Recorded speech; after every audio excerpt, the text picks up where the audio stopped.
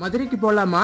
Hello மக்களே, நான் தான் பப்ளு. ரீசெண்டா நானும் நம்ம நண்பரும் மதுரைக்கு ஒரு ட்ரிப் போட்டிருந்தோம் மக்களே. நான் எங்க இருந்து போயிருந்தேன்னா, இப்ப நம்ம ஊர் பழனில இருந்து தான் நான் போயிருந்தேன் ட்ரெயின்ல.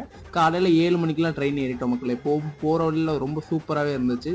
வடையெல்லாம் சாப்பிட்டுட்டு அப்புறம் அங்க கொஞ்சம் பேர் என்ஜாய் பண்ணிட்டு இருந்தாங்க. அவங்களோட சேர்ந்து என்ஜாய் பண்ணிட்டு மதுரை ரீச் ஆயிட்டோம். ரயில்வே ஸ்டேஷன்ல இருந்து ரைட் சைடு போனீங்கன்னா ஸ்டீமர்ஸ்னு இருக்கும். அதுக்கு ஆப்போசிட் ரோட்ல தான் நம்ம மீனாட்சி அம்மன் கோயில் லொக்கேட் ஆயிருக்கு. கொஞ்சம் தூரம் உள்ள போனீங்கனாலே நமக்கு வெஸ்ட் சைடு கோபுரம் தெரியும். ரொம்ப பிரம்மாண்டமான மேற்கு வாசல் கோபுரம் தான் இது. கிளீனிங் ஒர்க் போயிட்டு இருக்கனால அந்த சாலர்லாம் கட்டிருக்காங்க. ஏன்னா செப்டம்பர் 17 வந்து இங்க கும்பாபிஷேகம் நடக்க போகுது. இந்த மாதிரி ட்ரெடிஷனலான கோயிலுக்கு ட்ரெடிஷனல் ட்ரெஸ்ல போங்க, அதான் உங்களுக்கு அழகா இருக்கும். அங்கேயே பாத்ரூம்லாம் இருக்கு, நீங்க அதனால அங்க ட்ரெஸ் சேஞ்ச் பண்ணிக்கலாம். கோயிலுக்குள்ள ஃபோன் நாட்டில் விடுங்க, அதனால நீங்க டோக்கன் போட்டு இங்கேயே வச்சுட்டு போற மாதிரி இருக்கும். அதுக்கு எல்லா ஃபெசிலிட்டிஸ் இருக்கு.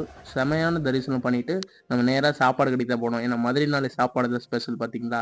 அதனால நல்ல ஒரு நான்வெஜ் மீல நல்லா வெட்டு கட்டியாச்சு. அப்புறம் பழனிக்கு வந்துட்டோம். ஸோ இந்த மாதிரி வீடியோஸ்க்கு நம்மளே ஃபாலோ பண்ணிக்கோங்க. நல்லதே சாப்பிடுங்க, ஹெல்த்தியா இருங்க. Stay tune, peace, by.